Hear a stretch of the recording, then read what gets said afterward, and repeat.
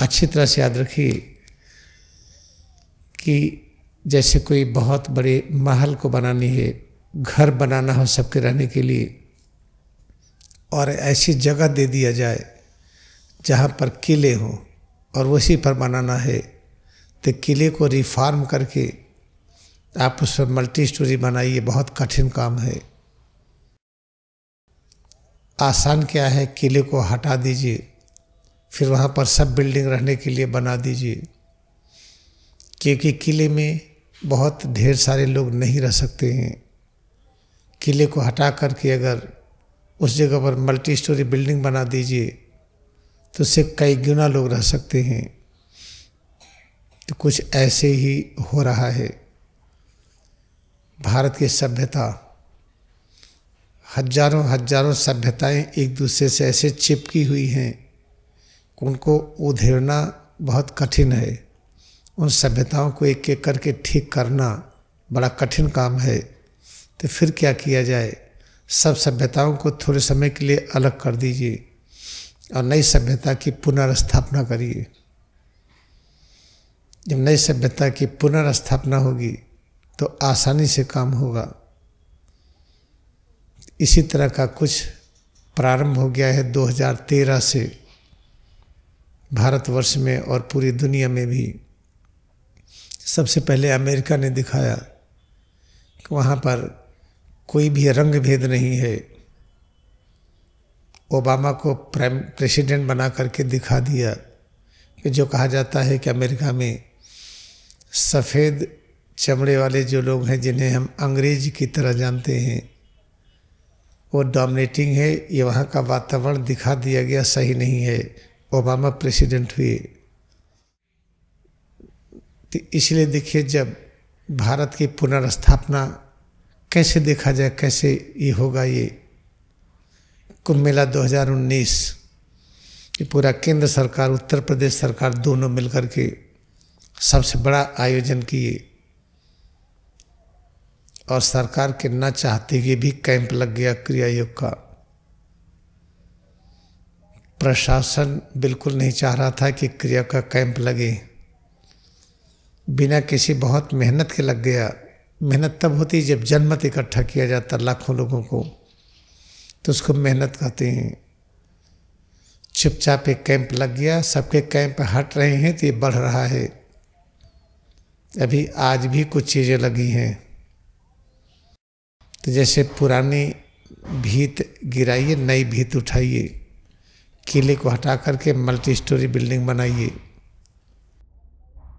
इस तरह से आपको कुछ घटना यहाँ दिख रही होगी। तो ये सिम्टम, ये लक्षण है कि भारत के जगने का समय आ गया है। एक क्रिया योग शिविर वैसे शिविर है जैसे गौतम बुद्ध का शिविर आप कहिए।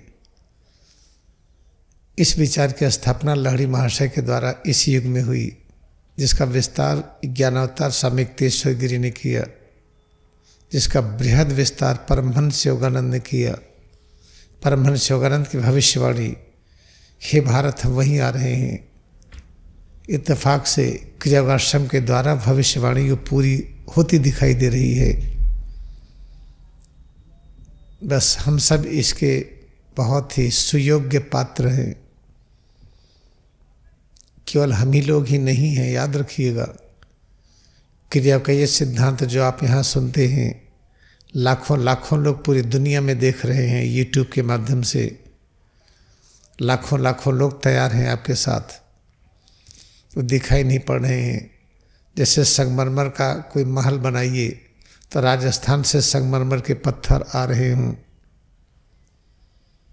कुछ भी बनाइए, कहीं उस देश से इंपोर्ट हो, कहीं दूसरे देश से इंपोर्ट हो, पूरी दुनिया से सर सामान आने लगे, तो आप याद रखिए कि इस समय लाखों लोग इस पृथ्वी पर ये तैयार हैं नई दुनिया बनाने के लिए, जिसमें मानव मानव से प्रेम करे। कोई बीमारी ऐसा न हो कि हमें आपको अलग करे। हम बड़े कि आप बड़े, ये एक अहंकार है। हम यहाँ बैठ कर के क्रिया की शिक्षा देने से हम आपसे बड़े नहीं हैं, याद रखिएगा। आप नहीं तो हम जीरो, और हम नहीं तो आप अधूरे।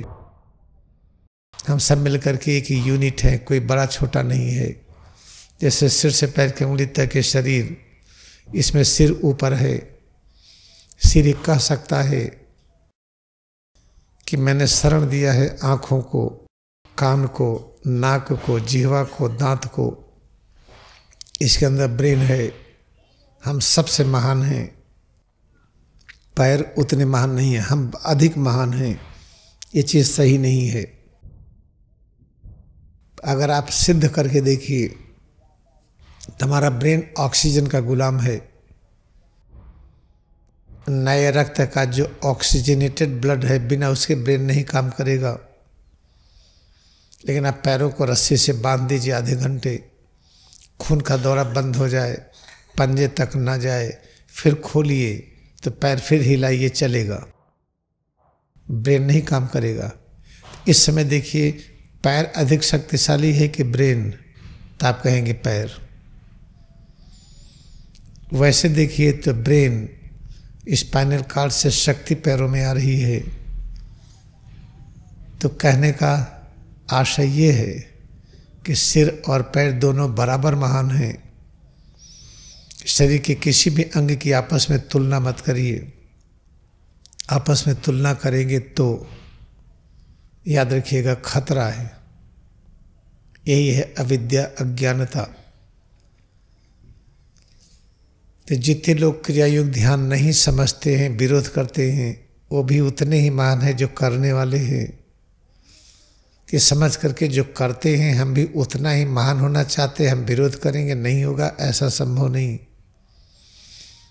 जो इसको करना चाहते हैं करते रहेंगे, और विरोध करने वाले अवश्य रहेंगे। उनके विरोध करने से कार्यक्रम की शक्ति बढ़ती है।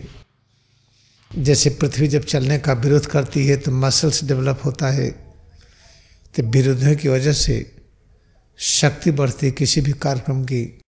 इसलिए विरोधी को शत्रु नहीं मानना चाहिए।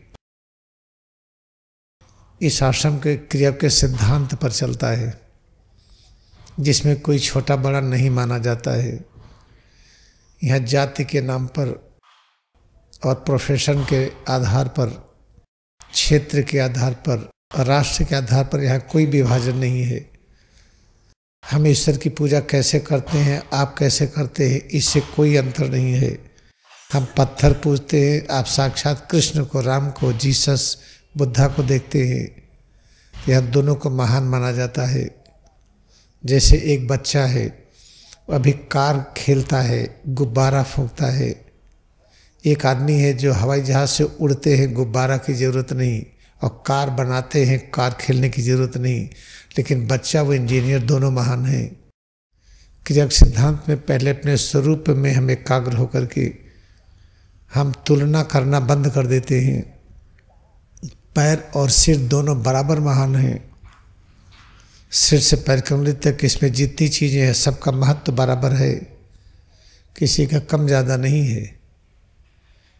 जब ये अभ्यास हमारा पूरा हो जाता है, तब इतना ज्ञान हो जाता है कि समाज में कैसे हम सभी रचनाओं को स्वीकार करें। लेकिन अगर हम प्रारंभ में ही हम तुलना नहीं करेंगे, ये अभ्यास हम बाहर करने लगें, तो कितना खतरा होगा। चलो भाई, कोई बड़ा छोटा नहीं है, ये सर्जन हैं, ये चीर फाड़ करते हैं, ये पेट चीरते हैं, हार्ट और सब चीरते हैं। ये हमारा जो खाना बनाते हैं, ये भी तो सर्जन है। ये बैगन चीरते हैं, कद्दू चीरते हैं, आलू चीरते हैं। तो हम भाई तुलना नहीं करेंगे। आज हमारी सर्जरी ये बैगन चीरने वाले से कराएंगे, तो क्या ऐसा कराएंगे? नहीं कराएंगे। ऐसे गलती होती है। इस सिद्धांत का जब हम उपयोग बाहर किसी पर करते हैं, बिना अपने पर किए, तो हम फंस जाते हैं गलतियों में, और फिर कहते हैं कि कठिन काम है ये। इसलिए सारा ये प्रयोग अपने ऊपर करिए पहले, सिर से पैर की उंगली तक। इसमें जो कुछ अनुभव होता है, पैर की उंगली से सिर तक, इसमें जितने प्रकार के परिवर्तन होते हैं, सब में एकाग्रता बढ़ाइए और इन परिवर्तनों को समान महत्व दीजिए। जब इन परिवर्तनों का महत्व बराबर देंगे, कंपैरिजन नहीं करेंगे, इसकी महिमा समझ लेंगे, साक्षात निराकार परब्रह्म की अनुभूति है ये, तब हम बाहर इसका प्रयोग करेंगे। अगर पहले करेंगे तो गलतियाँ होंगी, और बहुत भयंकर गलतियाँ होंगी, जिसको जानलेवा गलती कहते हैं। अच्छी तरह से याद रखिए कि एक दिन ऐसा आएगा, क्रिया योग ध्यान करते करते हम ऐसी स्थिति में पहुंच जाएंगे कि समझ में आ जाएगा सच क्या है। फिर जिनको समझ में आ गया और राष्ट्र के निर्माण के लिए आधारशिला होंगे, और राष्ट्र के बदलने की आवश्यकता है, बहुत बहुत ज़रूरी है। आपको नहीं पता, लोग बहुत परेशान हैं। परेशान क्यों हैं? एक उदाहरण है कि एक अंडे के अंदर एक चूजा जब बढ़ता है, शुरू शुरू में कहता है कि अरे बहुत महान है ये अंडा, तो स्वर्ग है ये। जब चूजा बढ़ते बढ़ते बड़ा हो गया, उसमें ससक गया, तो चिल्लाने लगता है। वही चूजा जो कहता था कि अंडा के अंदर का वातावरण स्वर्ग है, अब वही उसमें ससक गया है, अट नहीं रहा है, चिल्ला रहा है। तब मुर्गी और या स्वयं, या तो मुर्गी तोड़ती है शेल को, या स्वयं टूट जाता है। फिर चूजा बाहर निकलता है, नहीं भाई ये तो बाहर बहुत जगह है। ऐसे ही जो प्राचीन व्यवस्था थी, जिसमें हम अनुभव करते थे, कक्षा 8 भी पढ़े हैं तो बहुत पढ़ाई है, या हाई स्कूल किए हैं तो बहुत पढ़ाई है। ये सब देखते देखते जो शिक्षा नीति फैली, जो पहले बहुत अच्छी कही जाती थी, अब उस शिक्षा नीति में हम ससक गए हैं, अट गए हैं, अट नहीं रहे, बहुत परेशान हैं। इसे हर नई व्यवस्था चाहिए। नई व्यवस्था के लिए एक नई पढ़ाई चाहिए।